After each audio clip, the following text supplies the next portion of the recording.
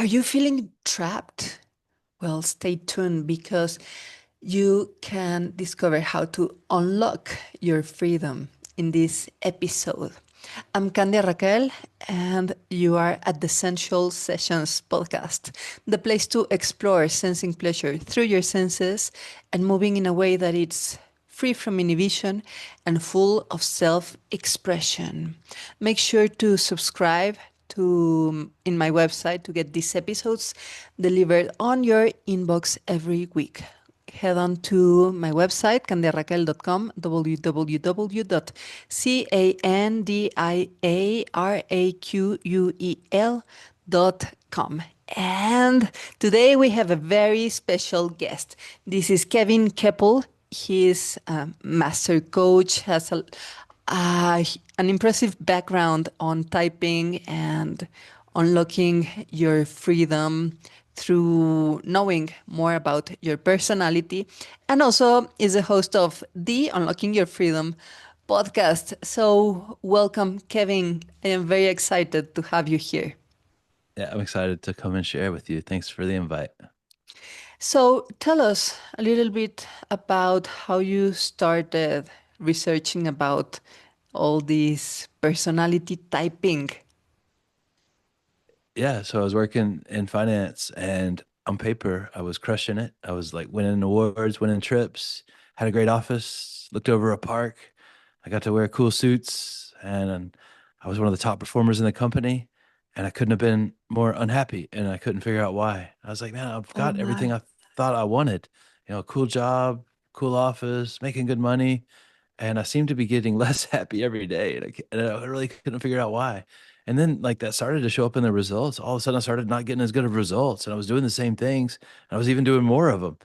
And luckily, I had the wherewithal to hire a business coach, and his name was Robert. And Robert was great. He'd been in the U.S. Secret Service for about 30 years, and so he was really good at being stoic and standing still and just seeing through, the false stories that I was telling myself. And so he got me to take strength finders. This was, gosh, like 15 years ago almost now. And I took strength finders, which is called Clifton Strengths Assessment now.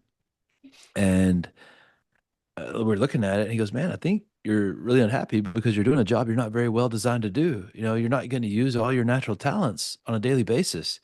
And you're like, it's amazing you've created the results you have because it's really out of your wheelhouse. And he was right. I was just making it happen and grinding it out. And that works till it doesn't. I started getting burned out, frustrated, tired, sad, mad, whatever. And Robert was like, "Hey, dude, I think you'd be a phenomenal coach. You'd be really great at helping other people because that's the part you actually enjoy about what you're doing now is when you're mentoring other people." And long story short, I found a job with a really big company that's based in Texas. It's a multi-billion-dollar company, and they have a large sales force. And I got a job for a couple of years with them as a national sales and leadership coach and trainer. And I got to coach people all day long and train and speak and do things that I'm designed to do at a very high level and the things that energize me and light me up on that soul level. And so, fast forward 10 years or so, now I've had my own company as a coach, business mentor, strategic advisor for about, oh gosh, almost 7 years now. And I've gotten to work with all different types of leaders and teams and just really help them bring their greatest work into the world by understanding who they truly are and what it looks like when they're aligned with their best. Wow. You know, even your voice got lit up when you began talking about your like new job, like from a decade ago versus the other job that you were crushing it, but suddenly you were not crushing it anymore, even though you tried harder and grinded harder. So I feel that we are really swamped in this cultural idea that the more you hustle and the more you grind, the better person that you are and the more successful you're gonna be. When actually it's the other way around. And sometimes, yeah, like we feel that we need to suffer in order to achieve or at least to deserve something that is not hell. If you come from a Catholic country like mine, that is Mexico. And then the truth is, I mean, the truth that is backed up by evidence is that when you're happy and you're doing the thing that you are gifted at, you're actually more successful. So, my question is, do you feel guilty for being more successful at something that is easier for you, even effortless for you? I don't feel guilty at all. Like, I don't think God made a mistake. He gave me specific gifts and to use so that I could create value for other people with those, not so I could feel guilty and bad about it. And I think that goes to self-worth. And I think everybody struggles with that on some level. Some people a little, some people a lot. But if I don't feel worthy of success, then I'm gonna have this story that says I need to grind it out, work really hard to like make it happen. And if I'm not, totally like burning the candle at both ends, and I'm doing something wrong. And the thing is, like, you don't, if you're truly aligned with your authentic self and in alignment with your strengths, it's not going to be that hard. Yeah, you may do hard work, you may put in some hours and some effort, but it's energizing. When you're aligned with your natural talents, you actually get energy when you're using them. As opposed to doing things that are out of alignment, it takes a lot of energy and you don't even get that great of results. And I think that it's so simple. Like the point of life is to understand what makes you special and unique and how you can use that to create value for other people. And the pathway to what makes you special and unique is those are your strengths. And the strengths that you have are the things you do really naturally well without having to try that hard. And a lot of people, that's one of the biggest forms of self-sabotage that I see. People Oh, minimizing these superpowers that they have because it's easy. Like, yeah, it's easy for you because it's a natural talent, a very dominant strength you have, but it's a great feat for the rest of us. Like my brother, one of his top strengths is deliberative, and people with deliberative really high, this is from Clifton Strengths, which I'd love to use as a tool, but they're really good at assessing risk and they just don't make a lot of mistakes because of that.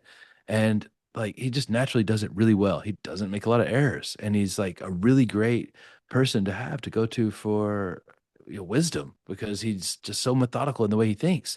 And I don't think like that at all. I'm like, dude, I just want to jump off the cliff. I'll build my wings on the way down. Like I learned by making mistakes. And before I had a really deep understanding that that's actually a strength too, to be able to take action like that with little information. I used to compare myself to him and feel bad. I was like, you know what? I'm not methodical. I'm not like super risk averse. Maybe something's wrong with me. Yeah, something is wrong with me if I'm trying to be like him because I'm always going to be a second rate version of my brother if I try to be like him. But I want to be a first rate version of me. And that's the goal. But that's really scary because people are going to judge you because you know what? They've never seen one like you before. But that's the goal. Go to the edges of what makes you you and keep expanding that outwards. yeah. Go to the edges that makes you you and expand on that. This is huge to embrace your own unique gifts and use them to serve others. And I feel that this has a lot to do with pleasure because what comes natural to you, well, at least how do I experience that? I experience it as a pleasurable performance, not something I am forcing myself into. But still, like there's a lot of guilt and shame associated with the pleasure of with pleasure in general. And I feel that tapping into your core natural strengths is a strong way to reclaim like the sovereignty of your true self and the pleasure through which it is conveyed into the world. So, yeah, I don't know if you have experienced feeling bad or feeling guilty or feeling lazy about using your strengths because like you see your poor neighbor suffering with something that is like piece of cake for you and you just like yeah you solve their problem, like whatever, and then it's like, I don't know, do you get a feeling of undeserving because you didn't have to suffer and endure and be stoic as if you were trying to perform through things that are not your natural strengths? That's a really interesting question. And like, again, I don't know. I don't feel guilty at all because worked hard to understand like who I am. And there's a lot of things that my neighbor can do that I can't do. And I'm really grateful they have, great talents and things that, light them up and they're really good at. And, I don't need to be good at everything. If I'm trying to be good at everything, like I want to be average because that's what average is. It's kind of in the middle and it's just okay. Like, and if I want to be above average, I have to treat myself above average. But like to the question of guilt, I think, the best answer I have for that is like I don't feel guilty necessarily. Like I usually time travel the other way because I feel like Okay. guilt or depression is kind of for focusing on what's happened already. And then I have futuristic as one of my strengths. So I think about the future a lot. And so it's more like anxiety if I get anything. And guilt and depression is kind of thinking about the past, anxiety is kind of the future, but they're both just a form of restlessness. And so this internal, like, I just need to be doing something else that I'm doing right now. And that's why I'm really intentional about breath work and meditation and cold showers and working out and just doing things that really shove me back into the present moment. And the cool thing about the present moment is that it's always right here waiting on you, and it's a lot more gentle than we make it out to be. It's really safe. It's really quiet. It's really subtle. And we pray. Hopefully, you pray. You talk to God. That's important. But when we're silent in that stillness of the present moment, that's when God talks to us. And I'd much rather hear what He has to say to me than what I have to say to Him, because that's infinite love, infinite intelligence, and I'm finite. There's only so much I know. No matter how little or how much that is. And like it sounds like a great bumper sticker, but that's the truth. He'll meet you in the present if you go there. Yes, and how do you experience God? As a thought, as a certainty, as something outside of you, as something inside of you? Kevin, are you God? I think we all are. We're just different iterations of God. It's like I feel like every human is just a reflection of Him through a prism. It's His love being shown out into the world through just different versions. It's all the same.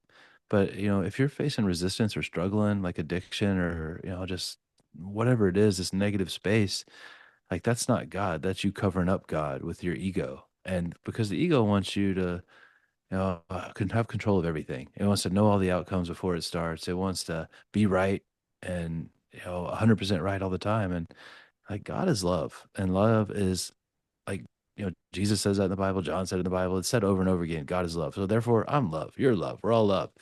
And love is unconditional, right? And if anybody who's ever been married, like you've gotten to practice unconditional love because you probably had in-laws. And in-laws, like you don't have to like them to love them. There's a difference. Sometimes you can love people from a distance, but there's always that love there. And if like that's a really powerful thing. And the greatest question I think you can ask yourself, if I truly love myself, would I allow myself to continue to think this way, feel this way, do these things? If you're getting something you don't want in your life, or another person, if somebody's upsetting to you, it's like, hey, if I truly love this person, how would I respond? And respond, not react. When you react, that's reacting from fear, reacting from the ego. When you respond, that's creating from love. And sometimes the best response you can give is just being still and being quiet. If you can return love for hate, you can do anything. You are truly unlimited. Oof. Return love for hate. That's a big one, especially now that the world is on fire and we're really all not wanting to experience something as 1930, 1940. So, in regards to the ego that wants to know the outcome before you're even started, that wants to have certainty and control about everything. So it gives me the sensation that it appears to be a mechanism for safety that ends up creating the opposite. instead of reinforcing the means that will make you safe if you're not, or will sustain your safety and your well-being, and will provide you with the love that you're longing, it scares it away. So in that sense, I can imagine this ego, as we are describing it, almost as a jail Mm. that emerges from ourselves. So we are caged by our own restrictions, almost as if we emanated a stinky odor that repels everything and everyone, including ourselves, and then it mirrors back as still stinkiness, self-hatred, and insecurity and whatever. Because it's not only the ego of Messi or Madonna that, yeah, I am the best. We have also, and maybe more often, the ego of, I am the worst and I am a cockroach and I need to hustle even harder in order to be deserving and prove everyone that I am suffering a lot and now everyone owes me, instead of like, Mm. la la la, I am aware of my gifts and using them to sprinkle wellness in the world and do a positive Yeah. change. So, how can one unlock their freedom? Because that's the name of your podcast, Unlock Your Freedom. Have you already done that? Have you unlocked your freedom? Uh, I don't think it's like a one-time event. I think that's a daily process of becoming, becoming who you truly are. And, we were talking about it earlier. You can't stand in the same river twice. My freedom yesterday was different from my freedom today. And it depends on what freedom means to you. And, one of the things that freedom means to me is, the courage to stand in my truth at any given time, whatever that may be. And so sometimes I'm great at that. And sometimes I have room to grow. And, the thing is, if I don't truly know who I am, then it makes it hard to be free because I'm probably replicating somebody else's version of, being human and whatever that looks like. And it's, this society, social media, it really insists that we be like this to be happy, or we look like this to be happy, or we have this amount of stuff or whatever. And it's like, I don't need anything to be happy. I just need to be present because if I'm thinking about all the things that I should have or shouldn't have, that's comparison, and comparison is the worst game in the world. Nobody ever wins at that game. And so I think it's just really truly fall in love with yourself and using that love to serve others because you can't give what you don't have. If there's no self love, you don't have love to share with other people. Oof, wow. Falling in love with oneself. That's a huge one. And a lovely image popped up from what you were saying, that freedom to you means standing, having the courage. Freedom means having the courage to stand in your truth at any given moment and circumstance. And then the image was of like, okay, now me as a free woman is me standing in the middle of a river, not a crazy river, wild river, no, like a lovely river. And yeah, like you cannot stand in the same river twice because the river changes. And sometimes it has like more fishes, less fishes, like the water level is higher, or you're almost just like in the bare river banks. But it's at the same time, like you are always changing. You are that river. You are 72% water. Like we are walking rivers. And it's not the same river, but at the same time, it's the same river, but ever changing. So I love the image of being able to stand in your truth at any given moment with the ever changing circumstances. The external circumstances, like the weather and the clouds and the temperature, And also your inner circumstances, like how much energy you have. H- How are your waters today? Are your waters calm and steady? And can you see through yourself today? Or maybe today your waters are turbulent or muddy waters, as the Tao Te King said. And I am loving it. So to wrap up, I want to ask you, what would you tell someone that have gone through a strong process of self-undoing through maybe grieving or losing a job or losing, I don't know, their citizenship of another country, of the self-undoing of a strong identity that they had and they related to, can even be like an illness, something that, oh my God, I don't feel like myself anymore and I feel lost, or the one that I was is not the one that I'm currently am, and I like the Britney Spears song that said, I'm not a girl and I am not a woman yet, or something. What would you say to someone that is threading through the throes of a liminal space, of a crepuscular moment? Sure. Uh, well, that it's all about identity. Which identity do you tell yourself you have and you are? I have a lot of identities. I'm a son, I'm a brother, I'm a friend, I'm a business leader. All of those things, but I'm also none of those things. Really, I'm just love. I'm of God. We talked about that. Yeah. And so really getting clear on like the identities you want more of in your life. Like, do you want the identity of somebody who's broken or in pain? Probably not. Okay. I want the identity of someone who's peaceful. Cool. So what are you doing that's peaceful? Are you saying things to yourself that are peaceful? Are you journaling? Are you meditating? Because every action, every thought you have, that's a vote for that identity, either ones Yes. you want or don't want. So it gets really clear when you're to answer two questions. What do you want? Why do you want it? What do you want? What do you want to feel? What do you want to create? Why? Why is that important? What's the purpose behind that? And then figuring out how you can just do micro decisions and actions that lead you towards that. That's the like the blue collar work of like creating the self image, the self worth that you want. It's not fun and sexy and exciting. There's no pill to take, but you got to do the work. And Yeah. really, if you want to speed it up, there's one way to speed it up. Hire somebody like Candia to come alongside you Or and help you Kevin. see. Because I have a coach. I've been coaching people for over 10 years now.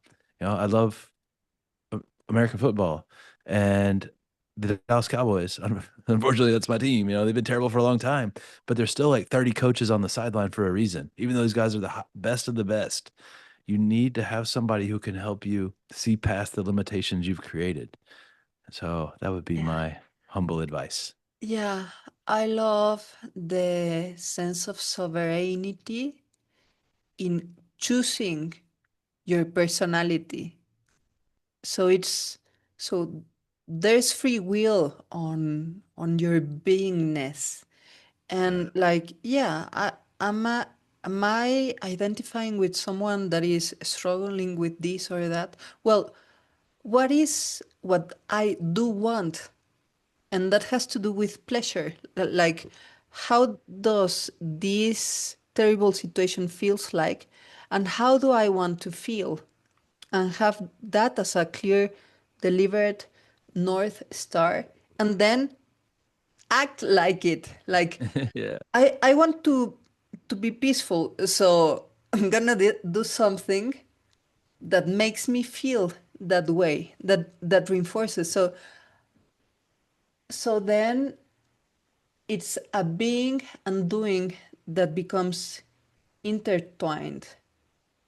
Yeah, like, yeah, an I amness. So this is fantastic. Thank you so much, Kevin. Such a pleasure to have you here. Tell us, how can we learn more from you, join your retreats, get coached, and follow you if you're in social media? Sure. You can find me Kevin Kepple, Instagram, Facebook, probably on Instagram the most, or even LinkedIn. My website's kevinkepple.us, Kepple. But yeah, come say hi. I love to connect with new people that are on similar journeys. So thanks for having me. I really appreciate it. My pleasure. Thank you so much, Kevin.